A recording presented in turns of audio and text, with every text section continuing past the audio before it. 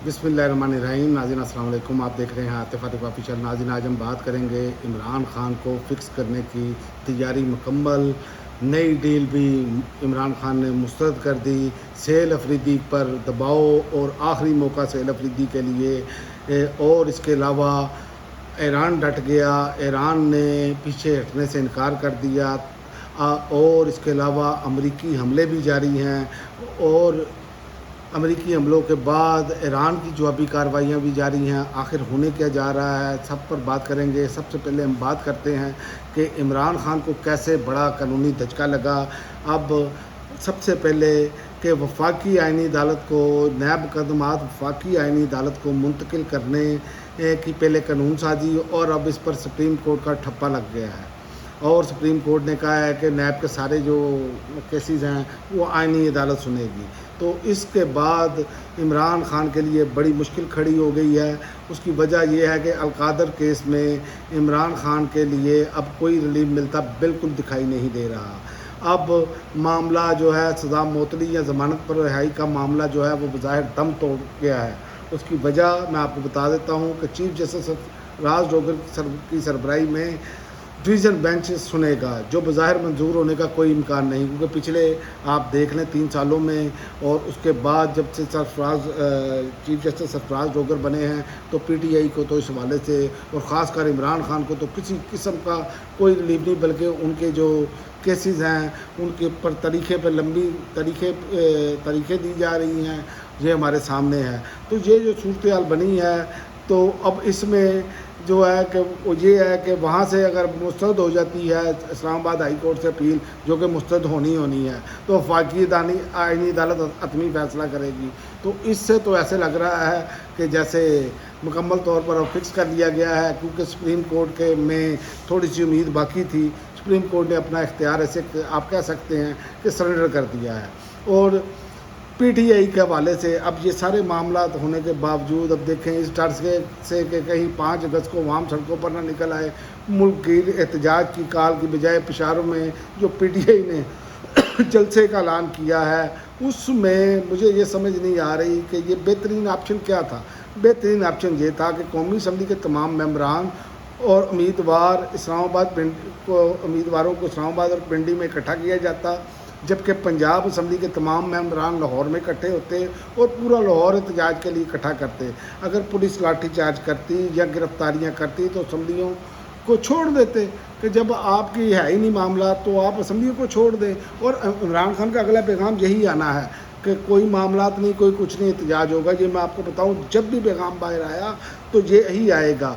अब मसला ये है कि क़यादत जो है पूरी की पूरी कुर्सी के नशे पर लग गई है। पूरा उन्होंने जो है वो नशा इन पर तारी है क़यादत पर इस टाइम कुर्सी का। तो इमरान खान की रिहाई में सबसे बड़ी रुकावट तो ऐसे लग रहा है जैसे पीटीआई की क़यादत खुद है, क्योंकि अगर ये मेंबरान असम्बली अगर सामने आते हैं तो उससे दबाव बढ़ता है, ख़बरें बनती है। तो इस पर आप देखें कि सेल अफरीदी को भी जो है वो ब्लैकमेलिंग करना शुरू कर दिया, क्योंकि सेल अफरीदी अब ये कोशिश कर रहे हैं कि इस पर वो लाए अमल देंगे। तो सेल अफरीदी को अपने कंधे से इस बोझ को उतार देना चाहिए। ये जो वजारत आला वाला है, खुलकर इनको सियासत करनी चाहिए, क्योंकि 9 मई वाला केस जो है और रेडियो पाकिस्तान वाला जिसमें सेल अफरीदी नामजद थे, अब ये निज़ाम उनको ब्लैकमेल करने की कोशिश कर रहा है। लेकिन इस पर अब ये निज़ाम जो इस पर ब्लैकमेल कर रहा है अपना सेल अफरीदी को, सेल अफरीदी क्या ब्लैकमेल हो जाएंगे, क्या उसी तरह खामोशी से बैठ जाएंगे, ये अब एक बहुत बड़ा सवाल बन चुका है। लेकिन इसमें मैं आपको बताऊं कि सेल अफरीदी ने वाज़िया तौर पर यह बात कही है कि जो है ये अब सेमीफाइनल है, अब हम सेमीफाइनल जीतेंगे। जलसे को उन्होंने सेमीफाइनल का नाम दिया है, तो फाइनल तक रसाई होगी। तो सेल अफरीदी अब तक तो जो बयानात दे रहे हैं उसमें तो ऐसे लग रहा है कि जैसे कि सेल अफरीदी जो है वो बड़ा जो है वो स्टेप लेने के लिए तैयार हैं। अल्लाह करे ऐसा ही हो, क्योंकि याद रखें कि ये सेल अफरीदी के पास इस टाइम आखिरी मौका है। उसके बाद आवाम ने बिल्कुल इनकी तरफ मतवज्जो नहीं होना, क्योंकि मैं आपको बता दूं کہ عمران خان کی بہنیں جو ہیں وہ متحرک ہیں۔ عمران خان کی بہن عظمیٰ خان نے بھی یہ کہہ دیا ہے کہ عمران خان کے ٹویٹر اکاؤنٹ کو چلانے والے سے اپیل کی تھی کہ عمران خان کے اکاؤنٹ سے تمام ٹویٹ دوبارہ پوسٹ کیے جائیں، لیکن ہماری بات نہیں مانی گئی۔ اس کا مطلب یہ ہے کہ پی ٹی آئی کی قیادت سے کوئی بندہ ایسا ہے جو کہ یہ بات چیت نہیں کرنے دے رہا، جو کہ عمران خان کے پیغامات نہیں چلانے دے رہا۔ تو یہ آئندہ آنے والے دنوں میں یہ بھی پتہ چل جائے گا وہ کون بندہ ہے، کیونکہ عظمیٰ خان بار بار کہہ رہی ہیں کہ اب قوم سے کہوں گی کہ عمران خان کے تمام ٹویٹ دوبارہ شیئر کریں۔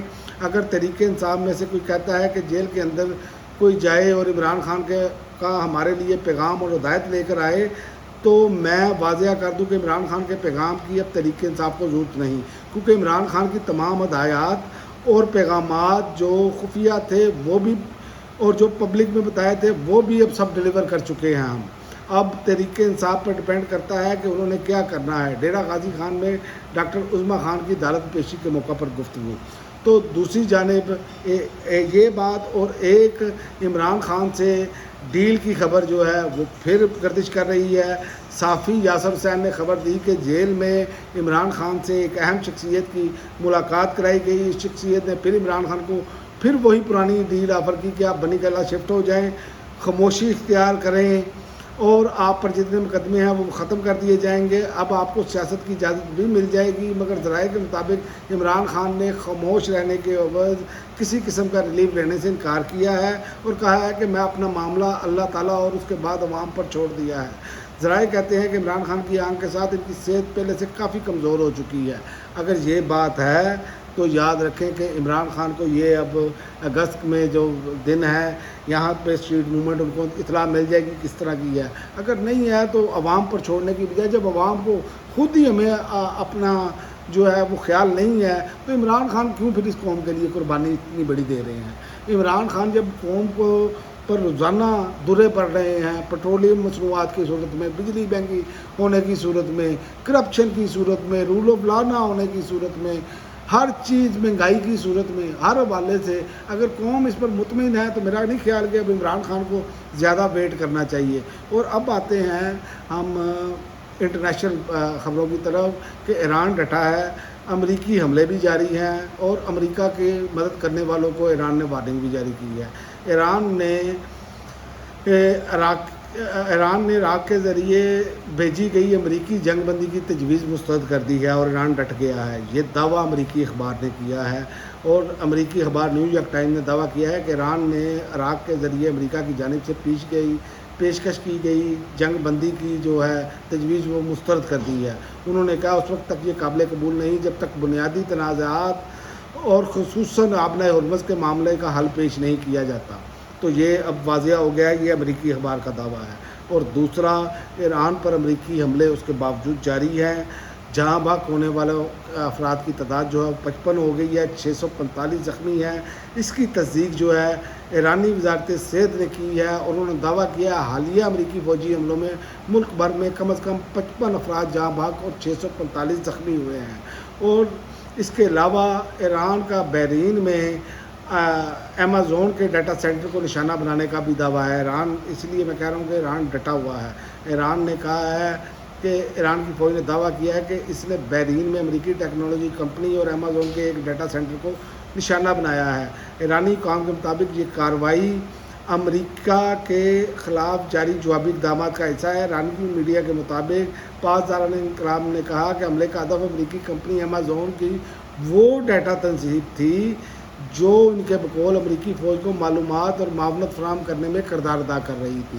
تو یہ صورتحال ہے اور ایران نے یہ بھی واضح کیا ہے کہ جو بھی ساتھ ملا ہے، جو سہولت کاری کر رہا ہے ساتھ، آئندہ دنوں میں ان کے خلاف بھی کارروائی ہوگی۔ تو یہ معاملات ایسے لگ رہے ہیں کہ ایران نے پیچھے ہٹنا نہیں اور معاملات آگے بڑھتے ہوئے نظر آ رہے ہیں، کشیدگی بڑھتی ہوئی نظر آ رہی ہے اور ساتھ ہی ساتھ پوری دنیا ایک معاشی دلدل میں دوبارہ گرنے جا رہی ہے، کیونکہ ٹرمپ انتظامیہ کی مس کیلکولیشن اور بے حسی جو ہے وہ اب دنیا کو اس بحران میں مبتلا کر رہی ہے، کیونکہ دوسری جانب آبنۂ ہرمز بند ہے اور باب المندب بھی یمنی حوثیوں نے جو ہے وہ بند کی ہوئی ہے۔